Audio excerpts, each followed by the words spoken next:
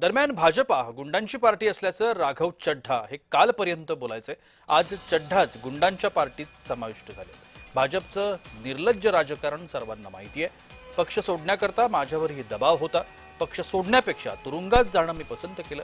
संजय राऊतांनी या सगळ्या प्रकरणावरती सुनावलं.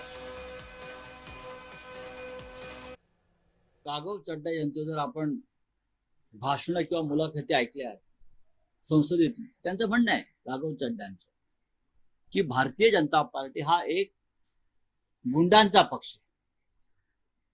भारतीय जनता पार्टी पक्ष हा गुंडांचा आणि भ्रष्टाचारांचा पक्ष आहे आणि त्या पक्षामध्ये मी कधी जाणार नाही, हे राघव चड्ढांचं वारंवारचं वक्तव्य आहे. मग भारतीय जनता पार्टी जो गुंडांचा पक्ष होता, मग आता पवित्र झाला आणि ज्याने तुम्हाला गुंडांचा पक्ष म्हणाले राघव चड्ढा, तर राघव चड्ढाला घेऊन काय तुम्ही काय त्याला वॉशिंग मशीन मध्ये टाकलं?